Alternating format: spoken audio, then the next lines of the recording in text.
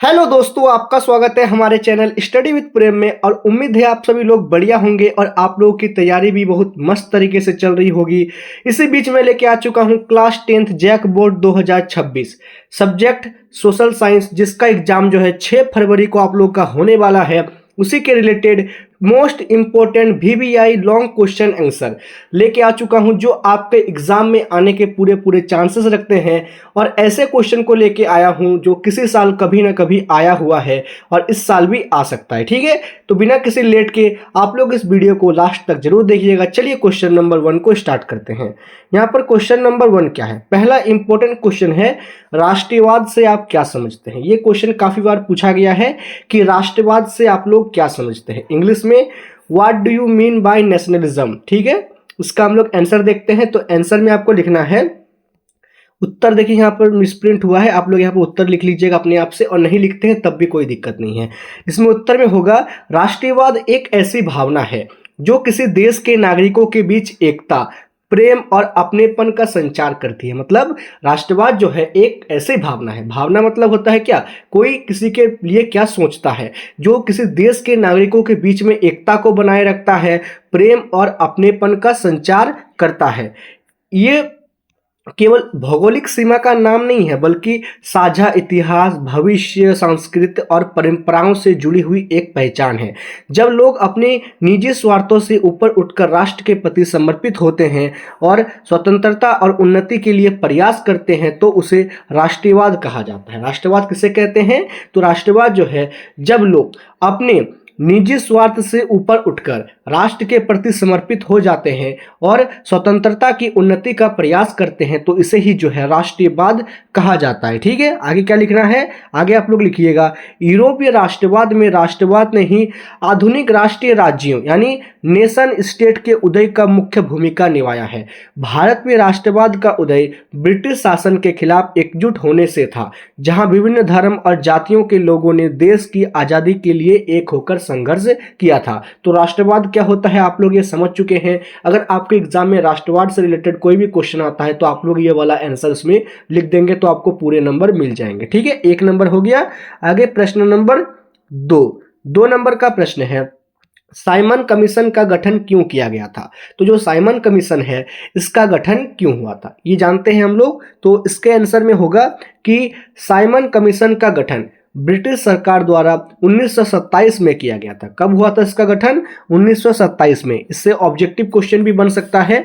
इसका मुख्य उद्देश्य भारत में संवैधानिक व्यवस्था के कामकाज की समीक्षा करना और प्रशासनिक सुधारों के लिए सुझाव देना था। तो इसका मुख्य कार्य क्या था कि भारत के जो संवैधानिक व्यवस्था है ना, उसके कामकाज की समीक्षा करना और जो प्रशासनिक सुधार की जरूरत है उनके लिए सुझाव देना। फिर आगे क्या लिखना है? आगे होगा 1919 में भारत सरकार अधिनियम यानी कि गवर्नमेंट ऑफ इंडिया एक्ट। इससे भी क्वेश्चन बन सकता है कि 1919 में कौन सा अधिनियम पारित हुआ? तो भारत सरकार अधिनियम के प्रगति के जांच करने के लिए सर जॉन साइमन की अध्यक्षता में इसे भारत भेजा गया। मतलब जो सर जॉन साइमन थे ना, उन्हीं की अध्यक्षता में जो है साइमन कमीशन भारत आया था। हालांकि इस कमीशन को भारत में भारी विरोध हुआ।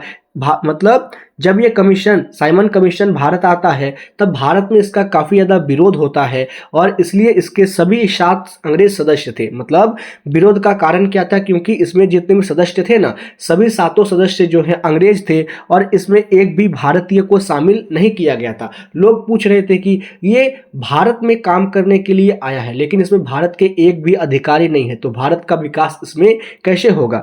भारतीयों का मानना था कि अपने देश का भविष्य का फैसला करने वाली कमेटी में उनका होना अनिवार्य है। इसी विरोध के दौरान साइमन गो बैक के नारे लगे। ठीक है, साइमन गो बैक के नारे भी इसी साइमन कमीशन के विरोध के समय लगे थे। क्वेश्चन नंबर 2 क्लियर है। साइमन कमीशन के बारे में हम लोगों ने जान लिया है। इंपॉर्टेंट क्वेश्चन है, याद रखिएगा इसको भी। आगे प्रश्न नंबर 3 नंबर का प्रश्न है, मानव निर्मित संसाधन के 5 उदाहरण दीजिए। मतलब जो मानव निर्मित संसाधन होते हैं ना, जो मानव के द्वारा बनाए जाते हैं, हमें इनके 5 उदाहरण देना है। चलिए इसके 5 उदाहरण देते हैं। तो उत्तर में क्या लिखिएगा आप लोग उत्तर में इस तरह से जो है एकदम डिटेल में, जिस तरह से मैं आपको फॉर्मेट वाइज दे रहा हूं आंसर, उसी प्रकार से लिखना है। मानव निर्मित संसाधन वे संसाधन हैं जिन्हें मनुष्य अपनी बुद्धि, कौशल और तकनीक का उपयोग करके प्राकृतिक पदार्थों को बदलकर बनाता है। मतलब मानव निर्मित संसाधन का अगर डेफिनेशन पूछता है, परिभाषा पूछता है, तो आप लोग लिखिएगा मानव निर्मित संसाधन वे संसाधन हैं जो मनुष्य अपनी बुद्धि, कौशल और तकनीक का उपयोग करके जो है प्राकृतिक पदार्थों को बदलकर बनाता है। इसके प्रमुख उदाहरण निम्नलिखित हैं। तो कौन कौन से उदाहरण हैं इसमें देखते हैं चलिए। तो पहला उदाहरण है इमारतों और घर। मतलब जो इमारतें और घर होते हैं जो मनुष्य अपने मेहनत से बनाता है, रहने और काम करने के लिए ईंट, सीमेंट और लोहे से निर्मित ढांचे होते हैं। ठीक है, घर जो है मनुष्य के द्वारा बनाया गया होता है। किससे बनता है? ईंट से बनता है, सीमेंट से बनता है और लोहा से बनता है। फिर है परिवहन के साधन। परिवहन के साधन में आ जाता है रेलगाड़ी, बस, हवाई जहाज और कारें। ये जितनी भी चीज़ें आप देख रहे हैं, रेल जो चीज़ें चलती है, गति करती हैं, उन सभी चीज़ों को जो है मानव ने निर्मित किया है। ठीक है, फिर आगे क्या है? आगे है आपका मशीनरी और उपकरण। फैक्ट्रियों में उत्पादन के लिए इस्तेमाल होने वाली बड़ी मशीनें और कंप्यूटर। मतलब जितने भी कंप्यूटर हैं, बड़ी मशीनरी हैं, सभी को जो है किसने बनाया है? मानव ने निर्मित किया है। फिर आगे है सड़कें और पुल। यातायात को सुगम बनाने के लिए बनाई गई पक्की सड़कें और फ्लाईओवर। मतलब जितने भी सड़कें आप लोग देख रहे हैं, सभी जो है मानव के द्वारा निर्मित की गई हैं। फिर लास्ट में क्या लिखा गया है? लास्ट में है विद्युत। प्राकृतिक संसाधनों जैसे कोयला या पानी से बनाई गई बिजली जो हमारे जीवन को आसान बनाती है। ठीक है, तो बिजली भी जो है मानव के द्वारा ही निर्मित किया गया है। तो मानव निर्मित हम लोगों ने 5 वस्तुओं के नाम देख लिए हैं, 5 चीजों के नाम देख लिए हैं। ठीक है, 3 नंबर हो गया। आगे बढ़ेंगे प्रश्न नंबर 4। 4 नंबर का प्रश्न है जैव विविधता क्या है, यानी व्हाट इज बायोडाइवर्सिटी। तो बायोडाइवर्सिटी क्या होता है भाई? तो जैव विविधता का अर्थ है किसी निश्चित क्षेत्र या पूरी पृथ्वी पर पाए जाने वाले जीवों, पेड़ पौधे, पशु पक्षियों, सूक्ष्मजीव और मनुष्य की विविधता। मतलब जो जैव विविधता होता है ना, इसका अर्थ होता है किसी निश्चित क्षेत्र। मतलब मान लेते हैं कि भारत जो है एक निश्चित क्षेत्र है। ठीक है, या पूरी पृथ्वी ही जो है निश्चित क्षेत्र है। इसमें पाए जाने वाले जितने भी जानवर हैं, जितने भी सजीव हैं, जितने भी मनुष्य हैं, सबकी विविधता ही जैव विविधता कहलाती है। फिर आगे लिखिएगा प्रकृति में हर जीव का एक विशेष महत्व होता है। वे सभी आपस में एक दूसरे पर निर्भर रहते हैं। जैव विविधता हमारे पर्यावरण के संतुलन को बनाए रखने में बहुत जरूरी है। मतलब जो हमारा प्रकृति है ना, इसमें हर जीव का जो है एक विशेष महत्व होता है। सभी का जो है अलग अलग काम होता है।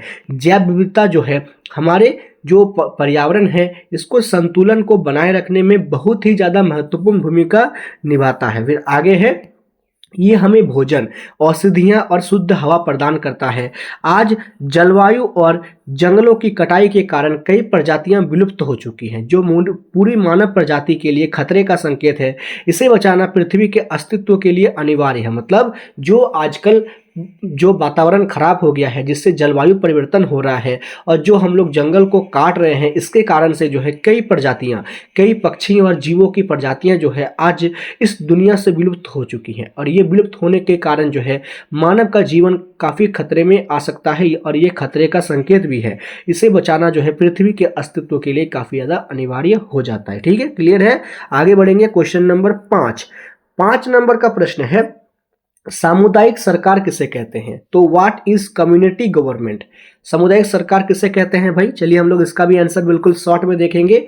लॉन्ग क्वेश्चन है, लेकिन मैंने इतने इजी टू एक्सप्लेन वर्ड में लिखा है कि आप लोग एक बार अगर इसको पढ़ भी लेते हैं तो आपका जो है अच्छे से याद हो जाएगा, दिमाग में बैठ जाएगा। और आप जैसे ही इसी प्रकार के क्वेश्चन को एग्जाम में देखेंगे तो आप लोग उसमें फट से आंसर लिख के पूरे नंबर ले आएंगे। ठीक है, तो क्या है इसका उत्तर में?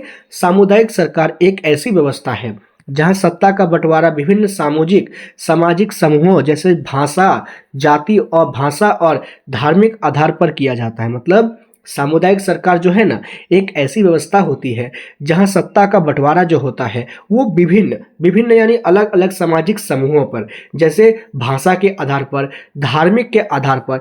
ये इससे सबसे अच्छा उदाहरण बेल्जियम में देखने को मिलता है। मतलब इसका जो सबसे अच्छा उदाहरण है वो कहाँ पर देखने को मिलता है? तो बेल्जियम में। वहाँ एक समुदाय सरकार का चुनाव एक ही डच, मतलब वहां पर जो है एक समुदाय जो है सरकार का चुनाव केवल एक ही डच, फ्रेंच या जर्मन बोलने वाले लोग करते थे, चाहे वो देश के कहीं भी रहते हों। इस सरकार के पास सांस्कृतिक, शैक्षिक और शिक्षा संबंधी मसलों पर निर्णय लेने का अधिकार होता था। मतलब जो बेल्जियम है वहां पर अगर हम लोग उसकी राजनीतिक स्थिति को देखते हैं तो पता हमें चलता है कि वहां पर जो है सामुदायिक सरकार था। वहां पर चुनाव जो है केवल एक ही भाषा के बोलने वाले लोग करते थे, चाहे वो देश के कहीं भी रहें, और उनके पास जो है ना सांस्कृतिक, शिक्षा और भाषा के मसलों पर जो है हल निकालने का, पूरा निर्णय लेने का अधिकार था। ऐसे जो सरकार हैं, ऐसे सरकार अल्पसंख्यकों के हितों की रक्षा करती है और विभिन्न समुदायों के बीच टकराव को रोकने में मदद करता है। ठीक है, क्वेश्चन नंबर 5 क्लियर है,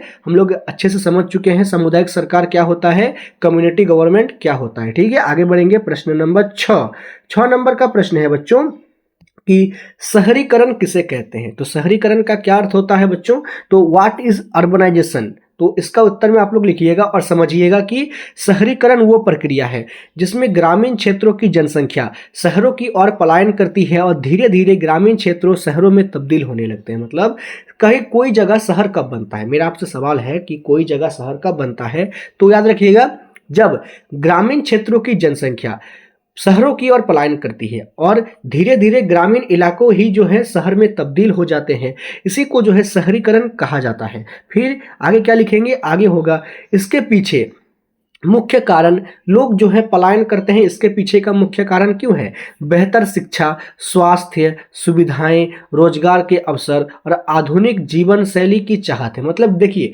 कहा जाता है कि मनुष्य जो है हमेशा से ही अपने आप को अच्छा बनाने के प्रयास में लगा रहता है। मनुष्य को जब भी अपने आप को एक कदम आगे बढ़ाने का मौका मिलता है, वो उसको का अपने अंदर ले लेता है। ठीक है, उसी प्रकार जो है मनुष्य अच्छा शिक्षा, स्वास्थ्य, रोजगार के अवसर के लिए अच्छे जीवन शैली की चाहत में जो है शहर की ओर चला जाता है। ठीक है, आगे क्या लिखा है, शहरीकरण से बुनियादी ढांचे जैसे सड़क, बिजली और पानी की सुविधा का विस्तार होता है। मतलब जब शहरीकरण का बुनियादी ढांचा बनाया जाता है तब वहां पर जो है सड़क बनते हैं, बिजली आती है, पानी की सुविधा का जो है विस्तार किया जाता है।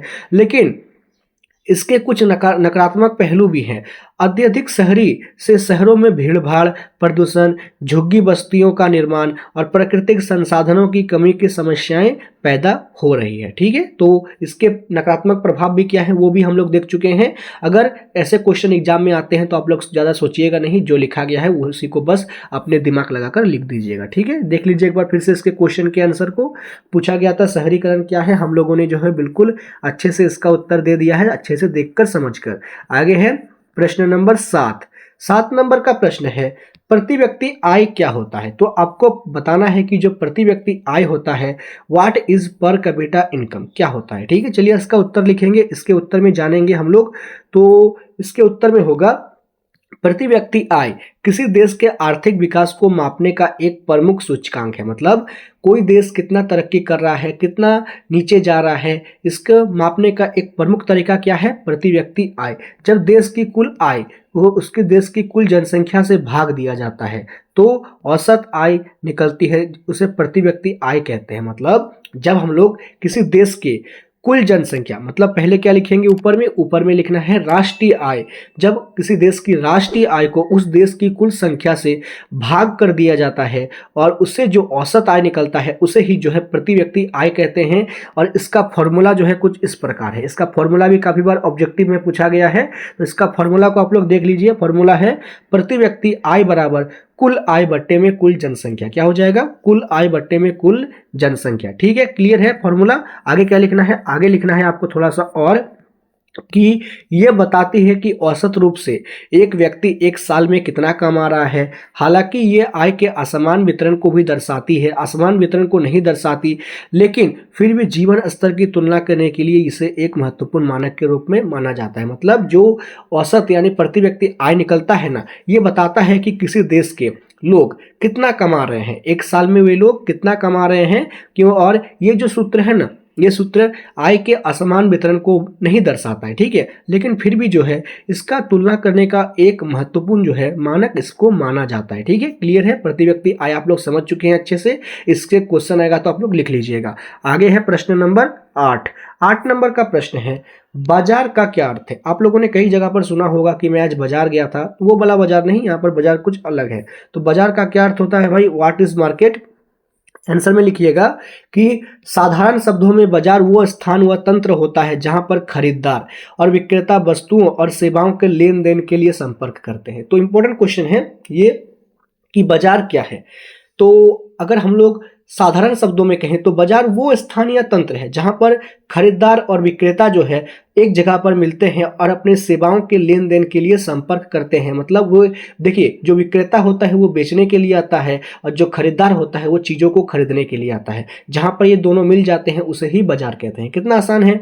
आधुनिक युग में बाजार का मतलब केवल ऐसी भौतिक दुकान से नहीं है, मतलब जो आज का युग है उसमें बाजार का यह मतलब नहीं होता है किसी ऐसी भौतिक दुकान से है, जबकि इसमें ऑनलाइन शॉपिंग, वेबसाइट, टेलीफोनिक व्यापार और अंतर्राष्ट्रीय व्यापार केंद्र भी शामिल हैं। बाजार की मुख्य विशेषता यह है कि यहाँ वस्तुओं की कीमत मांग यानी डिमांड और आपूर्ति यानी सप्लाई के आधार पर तय होती है। मतलब जो बाजार होता है ना हम लोग का, इसका विशेषता क्या होता है कि जिस चीज का ज्यादा डिमांड होगा उसका सप्लाई जो है उतना ही ज्यादा होगा, ठीक है। अगर मान लेते हैं कि अगर जूता का डिमांड है तो आपको बाजार में जूते सभी दुकानों पर देखने को मिलेंगे, लेकिन अगर बाजार में आप लोग देखिएगा कि अगर कहीं पर चावल का डिमांड है तो आपको दाल नहीं मिलेगा, ठीक है। चावल का डिमांड है तो चावल ही मिलेगा, दाल बहुत कम ही दुकानों पर आपको देखने को मिलेंगे। एक कुशल बाजार ग्राहकों को विकल्प के चुनने की आज़ादी और प्रतिस्पर्धा के कारण सही दाम सुनिश्चित करता है। मतलब एक जो कुशल बाजार है, अच्छा बाजार है, वहाँ पर ग्राहकों को जो है ना विकल्प की चुनने की आज़ादी दी जाती है और प्रतिस्पर्धा के कारण जो है उन्हें सही दाम पर कोई भी चीज़ मिलता है और वे सही दाम को सुनिश्चित कर सकते हैं, ठीक है। बाजार क्या है हम लोग ये भी देख चुके हैं ना। 8 नंबर क्वेश्चन क्लियर है, यहाँ तक आपको समझ में आ रहा है। अगर नहीं आ रहा है तो आप लोग कमेंट कीजिए, मैं फिर से समझाऊंगा, और अगर आ रहा है तो वीडियो को लाइक और चैनल को सब्सक्राइब कीजिएगा। आगे है प्रश्न नंबर 9 नंबर का प्रश्न है, कृषि अर्थव्यवस्था का प्रथम विश्व युद्ध के प्रभाव का वर्णन कीजिए। मतलब जो कृषि है वो अर्थव्यवस्था के प्रथम विश्व युद्ध के क्या प्रभाव है, चलिए हम लोग इसको वर्णन करते हैं। तो इसके वर्णन में लिखिएगा प्रथम विश्व युद्ध 1914 से 1918। ऑब्जेक्टिव बनेगा यहाँ से क्वेश्चन कि प्रथम विश्व युद्ध कब से कब तक हुआ था, तो 1914 से 1918। और द्वितीय विश्व युद्ध पूछेगा तो 1939 से 1945। याद रखिएगा इसको। नियम, वैश्विक कृषि अर्थव्यवस्था की पूरी तरह झकझोर दिया था। मतलब जो प्रथम विश्व युद्ध हुआ था ना, उसने जो है वैश्विक कृषि अर्थव्यवस्था को जो है पूरी तरह से झकझोर दिया था। युद्ध के दौरान पूर्वी यूरोप से गेहूं की आपूर्ति बंद हो गई। मतलब जब युद्ध हो रहा था उस दौरान से जो है पूर्वी यूरोप से गेहूं आ रहे थे, उनकी आपूर्ति को बंद कर दिया गया, जिसके कारण से जो है कनाडा, अमेरिका और ऑस्ट्रेलिया में गेहूं का उत्पादन तेजी से बढ़ा। मतलब जब यूरोप से जो है गेहूं आना बंद हो गया तब कनाडा, अमेरिका और ऑस्ट्रेलिया में गेहूं का उत्पादन को बहुत तेजी से जो है बढ़ा दिया गया। लेकिन युद्ध खत्म होने के बाद जब पूर्वी यूरोप में आपूर्ति फिर से शुरू हो गई तो बाजार में गेहूं की भरमार हो गई, कीमत बुरी तरह से गिर गई। मतलब देखिए, जब यूरोप में युद्ध हुआ तब वहां पर गेहूं उगना खत्म हो गया, लेकिन जब युद्ध खत्म हो गया फिर से जो है यूरोप ने गेहूं की आपूर्ति शुरू कर दी तो बाजार में इतना ज़्यादा गेहूं ना आ गया कि उसकी कीमत जो है पूरी तरह से गिर गई और उसकी कीमत पर बहुत बुरा प्रभाव पड़ा। किसानों की आय जो है बुरी तरह से कम हो गई और जो किसान और गेहूं उगाने के लिए कर्ज लिए हुए थे, उनके कर्ज के बोझ के तले जो है वे लोग दब गए। भारत में भी युद्ध के कारण ब्रिटिश सरकार ने भारी टैक्स लगा दिया, जिससे भारतीय किसानों की स्थिति दयनीय हो गई और कृषि क्षेत्र की मंदी छा गई, ठीक है। तो 1914 से 1918 प्रथम विश्व युद्ध के दौरान कृषि पर क्या प्रभाव पड़ा हम लोग वे देख चुके हैं, ठीक है। तो कृषि पर क्या प्रभाव पड़ता है इसका वर्णन हम लोगों ने अच्छे से किया है, आप लोग भी समझ चुके हैं। 9 नंबर हो गया। आगे है प्रश्न नंबर 10। 10 नंबर का प्रश्न है बच्चों की मुद्रण इतिहास में गुटेनबर्ग प्रेस की भूमिका का चर्चा कीजिए। देखिए गुटेनबर्ग जो है ना, गुटेनबर्ग में जो है मुद्रण इतिहास का बहुत ही स्वर्णिम काल होता है। गुटेनबर्ग जो प्रेस होता है ये मुद्रण इतिहास के जब भी आप पढ़ेंगे तो इसका नाम आपको देखने को मिलेगा। तो इसमें जो है इस प्रश्न में हम लोग गुटेनबर्ग प्रेस के जो है भूमिका का चर्चा करेंगे। इंपॉर्टेंट क्वेश्चन है, कई बार पूछा गया है कि जोहान्स गुटेनबर्ग ने 1448 में प्रिंटिंग प्रेस का आविष्कार किया। मतलब जो जोहान्स गुटेनबर्ग थे ना, उन्होंने प्रिंटिंग प्रेस का आविष्कार कब किया?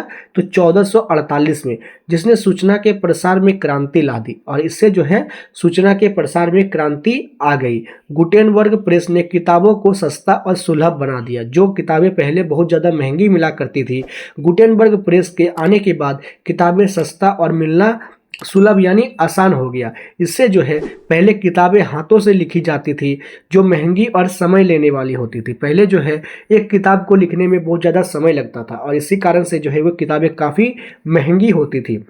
गुटेनबर्ग ने पहली किताब बाइबल छापी थी। तो गुटेनबर्ग ने पहला कौन सा पुस्तक छापा था भाई? तो बाइबल को छापा था। मुद्रण तकनीकी के आने से ज्ञान केवल अमीरों और चर्च तक सीमित नहीं रहा। मतलब जब मुद्रण तकनीकी आ गया ना, तो इससे आने के बाद जो है ज्ञान केवल जो पहले अमीर और चर्च के लोग लेते थे, अब वो अमीर और चर्च के लोगों के अलावा गरीब लोग भी जो है किताबें पढ़ सकते थे, बल्कि आम जनता तक भी ये किताबें जो है पहुंचने लगी। इससे जो है साक्षरता बढ़ी। मतलब जब किताबें सभी लोगों के पास आना शुरू हो जाता है, तब क्या होता है कि इससे लोगों के बीच में साक्षरता बढ़ने लगती है, लोग पढ़ना शुरू कर देते हैं, नए विचारों का जन्म होता है, और पुनर्जागरण और धर्म सुधार आंदोलनों को बल मिलता है। इससे जो है आधुनिक दुनिया की नींव रखने में मदद की है। ठीक है, तो गुटेनबर्ग प्रिंटिंग प्रेस की विशेषता का वर्णन हम लोगों ने अच्छे से कर दिया है। आप लोग भी अगर इस क्वेश्चन को एग्जाम में देखते हैं तो आपको भी इसी तरह से इसका आंसर लिखना है। आगे प्रश्न नंबर 11 नंबर का प्रश्न है, वन संरक्षण के उपायों का वर्णन करें। बताइए आप लोग एक बात मुझे कि आपको ये वीडियो पसंद आ रहा है, और पसंद आ रहा है तो कमेंट करें। कमेंट है आपका कि 11 नंबर में वन संरक्षण के उपायों का वर्णन कीजिए। तो वन संरक्षण जो है उसके उपायों का हम लोग को वर्णन करना है। चलिए वर्णन करते हैं। उत्तर में लिखना है आपको, वन संरक्षण के लिए कई कदम उठाए जा सकते हैं। मतलब जो वन संरक्षण है ना, इसके लिए कौन कौन से कदम उठाए जा सकते हैं भाई? तो किसी भी क्वेश्चन को आप लोग जो है पॉइंट में, किसी भी क्वेश्चन को आप लोग पॉइंट में लिखने का प्रयास कीजिएगा, क्योंकि पॉइंट में अगर लिखते हैं तो आपको देखा गया है कि एग्जाम में जो लिखते हैं पॉइंट में उनको नंबर ज़्यादा मिलता है। ठीक है, तो आप लोग भी ट्राई कीजिएगा पॉइंट में लिखने का। पहला पॉइंट क्या है? वृक्षारोपण। क्वेश्चन पूछा गया था वन संरक्षण, क्या पूछा गया था? वन संरक्षण के उपायों का वर्णन कीजिए। तो पहला पॉइंट आप लोग लिखिएगा वृक्षारोपण। क्या हो जाएगा पहला पॉइंट? वृक्षारोपण, यानी खाली जमीन और जंगलों के आसपास अधिक से अधिक पेड़ लगाएं। मतलब जो जमीन खाली है और जंगलों के आसपास है, वहां पर अधिक से अधिक पेड़ लगाए जाएं। दूसरे क्या कदम है? दूसरा कदम है कटाई पर रोक। अवैध कटाई के खिलाफ कड़े कानून बनाए जाने चाहिए, और टिकाऊ वानिकी पर बढ़ावा देना चाहिए। ठीक है, फिर आगे पॉइंट में क्या लिखिएगा? वन अग्नि नियंत्रण। मतलब बहुत बार हम लोगों ने सुना है कि किसी न किसी वन पर जो है, वन यानी जंगल पर आग लग जाता है, और इसी को जंगल में आग लगने की घटनाओं को रोकने के लिए आधुनिक तकनीक का उपयोग हो। मतलब जंगल में जो आग लगता है उसको रोकने के लिए जो है, जो आजकल का आधुनिक तकनीकी है, उस तकनीकी का उपयोग किया जाना चाहिए। आगे चौथा नंबर पॉइंट में लिखिएगा जन जागरूकता। चिपको आंदोलन जैसे सामुदायिक प्रयासों के माध्यम से लोगों को पेड़ों के महत्व के प्रति जागरूक करना। जो चिपको आंदोलन हुआ था, जिसे सुंदरलाल बहुगुणा ने नेतृत्व किया था, उसमें जो जिस प्रकार लोग पेड़ों को बचाने के लिए उस पर चिपक जाते हैं, उसी प्रकार जो है इसी सामुदायिक जो प्रयास थे, इसी के माध्यम से जो है लोगों को जागरूक करना चाहिए, सभी को पेड़ों के महत्व के बारे में बताना चाहिए। फिर आगे क्या है? वन्य जीवन संरक्षण अभ्यारण्य। तो जो जंगलों को संरक्षित क्षेत्र होते हैं, उनको संरक्षित क्षेत्र में घोषित करना चाहिए, ताकि वो मानवीय हस्तक्षेप कम करे, वहां पर मनुष्य कम जाए। ठीक है, तो वन्य संरक्षण को हम लोग किस प्रकार कौन कौन से तरीके आजमा सकते हैं, उन पांचों तरीकों को हम लोगों ने देख लिया है। अगर 5 नंबर का प्रश्न आप लोगों से पूछा जाता है तो आप लोग इन्हीं पांचों पॉइंट को लिखिएगा, अच्छे से 5 नंबर मिल जाएंगे आपको। फिर आगे है प्रश्न नंबर 12 नंबर का प्रश्न है मोटे अनाजों से क्या तात्पर्य है? तो मोटे अनाज जिसे मिलेट्स भी कहते हैं, इससे क्या तात्पर्य होता है भाई?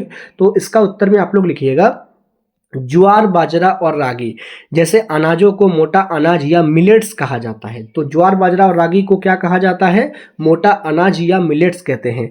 ये अनाज बहुत पौष्टिक होते हैं, इनमें कैल्शियम, आयरन और फाइबर भरपूर मात्रा में होते हैं।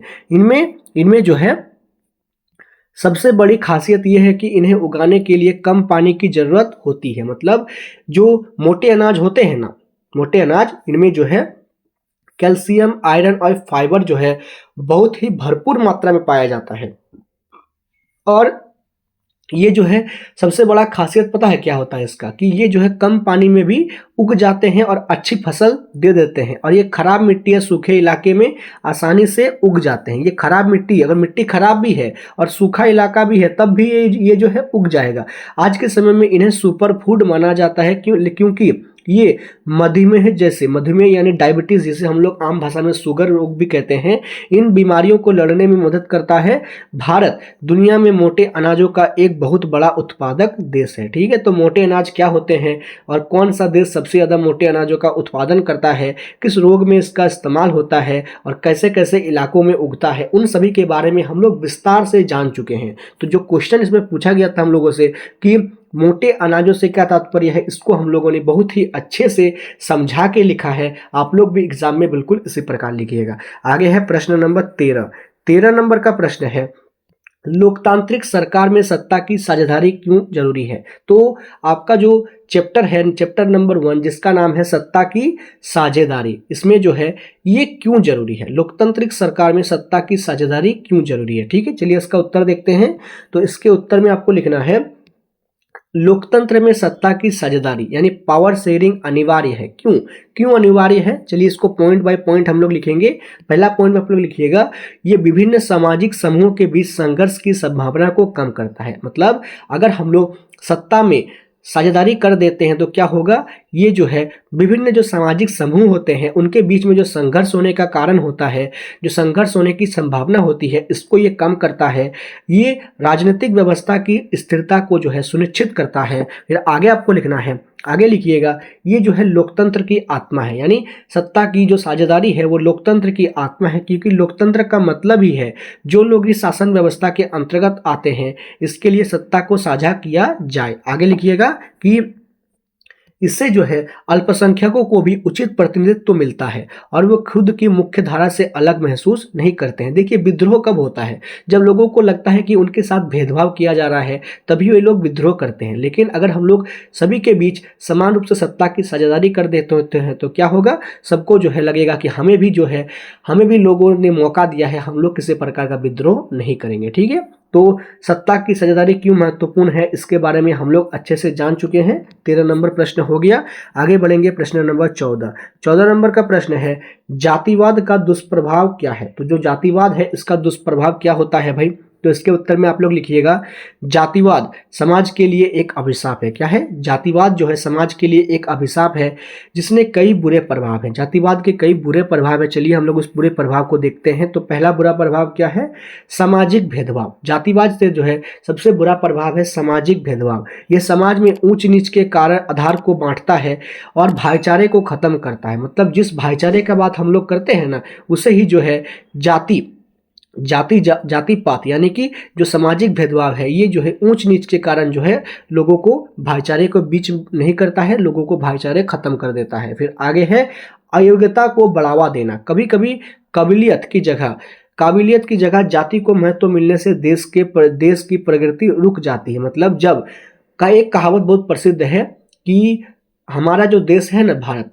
इसमें जो काबिल हैं उनको किसी भी चीज में आगे नहीं रखा जाता है। जो जाति में आगे हैं, जाति के महत्व हैं, उन्हीं को जो है आगे रखा जाता है। मतलब कहा जाता है, एक फिल्म का डायलॉग भी है, मुझे अभी याद आया है, कि सबसे बुरा तभी लगता है जब आप काबिल हो और लोग आपकी काबिलियत को ना पहचाने। ठीक है, और इस तरह जो है भारत में हम लोग बहुत जगह देख चुके हैं, अयोग्यता को बढ़ावा दिया गया है। फिर आगे आपको लिखना है, राजनीतिक अस्थिरता। वोट बैंक की राजनीति के कारण राजनेता जातिवाद का सहारा लेते हैं, जिससे जो है असली मुद्दे पीछे छूट जाते हैं। और ये जो है भारत में आज का वर्तमान स्थिति जो है बिल्कुल इसी क्वेश्चन के अनुसार जो है रह गया है। वोट बैंक की राजनीति के कारण जो है सभी राजनेता जो है ना, वो हिंदू मुस्लिम को केवल लड़ाने में व्यस्त हैं और जो है अंत जो है विशेषकर विशेष मुद्दे हैं वो मुद्दे जो है नहीं उठाए जाते हैं और वो मुद्दे पीछे छूटते चले जा रहे हैं। फिर आगे आपको लिखना है शोषण। जो शोषण है निचली जातियों का मानसिक और शारीरिक शोषण होता है, जिससे जो है वो विकास के दौड़ में पीछे चले जाते हैं। जो अगर हम लोग देखते हैं SC ST OBC जो है पीछे 50 सालों में उनका किस प्रकार से शोषण किया गया है, इसी शोषण के कारण जो है उनकी जातियां जो है नीचे चली गई हैं, उनको जो है मानसिक और शारीरिक शोषण होता चला आया है, जिससे जो है वो विकास की दौड़ में काफ़ी पीछे रह चुके हैं। ठीक है, क्वेश्चन नंबर 14 क्लियर है, हम लोग अच्छे से देख चुके हैं इसका आंसर। कोई भी दिक्कत होगा तो आप लोग कमेंट कर सकते हैं। क्वेश्चन नंबर 14 क्लियर है, जातिवाद के दुष्प्रभाव क्या है हम लोग देख चुके हैं अच्छे से। आगे है प्रश्न नंबर 15। 15 नंबर का प्रश्न है, चुनाव आयोग के प्रमुख कार्यों को स्पष्ट कीजिए। तो जो चुनाव आयोग है हम लोग का, इसका प्रमुख कार्य क्या है, चलिए इसको स्पष्ट करते हैं। तो उत्तर में आप लोग लिखिएगा, भारत का चुनाव आयोग एक स्वतंत्र संस्था है। क्या, कौन सा संस्था है? स्वतंत्र संस्था है, जिसके कार्य निम्नलिखित है। मतलब जो चुनाव आयोग है ना, उसका ऊपर जो है, उसको ऊपर किसी प्रकार का दबाव नहीं है, वो एक स्वतंत्र संस्था है।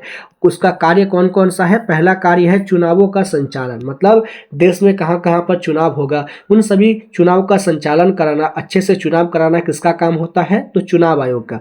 राष्ट्रपति से लेकर पंचायत स्तर तक के चुनावों की तिथि घोषणा करना और उन्हें निष्पक्ष रूप से संपन्न कराना, ये किसका काम है? तो चुनाव आयोग का। आगे क्या काम है? आगे चुनाव आयोग का कार्य है मतदाता सूची तैयार करना, नए मतदाताओं का नाम जोड़ना और पुरानी सूची को अपडेट करना, ये भी जो है चुनाव आयोग का काम है। फिर आगे क्या है? आचार संहिता लागू करना, चुनाव के दौरान उम्मीदवारों की पार्टियों के लिए नियम बनाना ताकि कोई गलत फायदा ना उठा सके, इसे ही जो है आचार संहिता लागू करना कहते हैं। ठीक है, ये भी किसका काम है? चुनाव आयोग का। आगे क्या कार्य है? आगे कार्य है राजनीतिक दलों को मान्यता प्राप्त करना, ये भी इंपॉर्टेंट क्वेश्चन है, इससे भी जो है एक ऑब्जेक्टिव बनता है कि राजनीतिक दलों को मान्यता कौन प्राप्त करता है? तो लिखिएगा चुनाव आयोग। इसमें क्या है कि राजनीतिक दलों को मान्यता, पार्टियों को रजिस्टर करना और उन्हें चुनाव चिन्ह अलॉट कराना, ये भी जो है राजनीतिक दल का मान्यता है, ये चुनाव आयोग का ही काम होता है, उनको मान्यता प्राप्त कराना। फिर क्लियर है? क्वेश्चन नंबर 15, चुनाव आयोग का प्रमुख कार्य कौन कौन सा है हम लोग देख चुके हैं। आप लोग आराम से देखिए वीडियो को, जब बस लास्ट ही क्वेश्चन बचा हुआ है, क्वेश्चन नंबर 16। 16 नंबर का प्रश्न है, इंटरनेट से क्या क्या लाभ हो रहा है। तो जो इंटरनेट है, आजकल का इंटरनेट, उससे क्या क्या लाभ पहुंच रहा है भाई, चलिए हम लोग इसको जानते हैं। तो उत्तर में आप लोग लिखिएगा और समझिएगा कि दुनिया ने इंटरनेट को एक ग्लोबल विजन बना दिया है। इसके लाभ प्रमुख है, मतलब जो दुनिया है उसको जो है इंटरनेट ने एक ग्लोबल विलेज बना दिया है। सॉरी, विजन मैंने इसको बोला था, बहुत देर से पढ़ रहा हूँ इसलिए थोड़ा दिक्कत हो रहा है पढ़ने में, कि इंटरनेट जो है ना दुनिया को एक ग्लोबल विलेज बना दिया है। इसके लाभ जो है प्रमुख है। कौन कौन से लाभ हैं? पहला लाभ है, पहला पॉइंट में लिखा गया है, पॉइंट के बाद लिखिएगा आप लोग आंसर को। पहला पॉइंट है सूचना की सुलभता, मतलब जब से इंटरनेट आया है तब से जो है सूचना लोगों को मिलना जो है आसान हो गया था। पहले किसी सूचना को प्राप्त करने के लिए मोटे मोटे किताबों को पढ़ना पड़ता था, लेकिन आप एक वीडियो सर्च कीजिए यूट्यूब में, आपको उसके बारे में विस्तार से वीडियो के फॉर्मेट में आप लोग समझ सकते हैं। लेकिन अगर आप चाहते हैं कि आपको लिखित रूप में चाहिए कोई आंसर, तो आप लोग चैट जीपीटी, जेमिनी और गूगल का यूज कर जो है किसी भी विषय की जानकारी बस एक क्लिक में उपलब्ध कर सकते हैं और उसके बारे में डिटेल से एकदम पढ़ सकते हैं। फिर आगे क्या है? शिक्षा यानी ई लर्निंग, छात्र ऑनलाइन क्लासेस और वीडियो के जरिए घर बैठे दुनिया के सर्वश्रेष्ठ शिक्षकों से पढ़ सकते हैं। जिस प्रकार आप लोग अभी मेरा वीडियो देखकर पढ़ रहे हैं, उसी तरह से जो है छात्र जो ऑनलाइन में एक्टिव हैं, वे जो है ऑनलाइन क्लास और वीडियो के जरिए देश अपने घर में बैठकर ही, अपने घर से ही, होम से ही दुनिया के किसी भी टीचर के साथ जो है बात कर सकते हैं, पढ़ सकते हैं। फिर आगे क्या है? आगे लिखा गया है बैंकिंग और व्यापार, ई कॉमर्स और ऑनलाइन बैंकिंग से समय की बचत होती है और व्यापार करना आसान हो गया है। आजकल आप लोग मुझे एक बात बताइए कि जब भी कहीं आपको पेमेंट करना होता है तो आप किस चीज़ का इस्तेमाल करते हैं? जिनके पास फोन पे होगा वो लोग फोन पे से करते हैं, विशेषकर लोग फोन पे से ही करते हैं। कैश देखिए बहुत पीछे छूट गया है, आजकल जो है कोई भी कैश अपने पास नहीं रखता है, और इसी इंटरनेट के कारण से जो है बैंकिंग और व्यापार का करना आसान हो गया है। फिर आगे क्या है? संचार क्या है? सोशल मीडिया और ईमेल के जरिए हम दुनिया में किसी भी कोने पर बैठे व्यक्ति को तुरंत बात कर सकते हैं। आजकल का सबसे पावरफुल चीज जानते क्या है? सोशल मीडिया का और ईमेल के जरिए जो है हम लोग किसी भी दूर बैठे, हम लोग उसे 5000 किलोमीटर दूर बैठे दोस्त से भी हम लोग आसानी से अपने मोबाइल का इस्तेमाल करके इंटरनेट का इस्तेमाल करके बात कर सकते हैं। ठीक है, तो इंटरनेट क्या है? क्लियर है, कोई दिक्कत नहीं है। बस इतना ही क्वेश्चन था, एक बार फिर से देख लीजिए क्वेश्चन नंबर 16 को। इंटरनेट के क्या क्या लाभ हैं, उन सभी लाभों के बारे में जो हम लोगों ने अच्छे से चर्चा किया है, और यही जो है लास्ट क्वेश्चन था लॉन्ग क्वेश्चन आंसर में। और आपके जो है जितने भी क्वेश्चन थे वो सभी खत्म होते हैं। ठीक है, अगर आपको कोई वीडियो पसंद आए तो आप लोग इस वीडियो को लाइक कीजिए, हमारे चैनल को सब्सक्राइब कीजिए, इस वीडियो को अपने दोस्तों के साथ जितना हो सके जरूर शेयर करें और अच्छा लगे तो कमेंट कीजिएगा। ठीक है, एक अच्छा सा कमेंट आप लोग कीजिएगा। मिलते हैं आप लोग के साथ किसी नेक्स्ट वीडियो में। जय हिंद, जय भारत।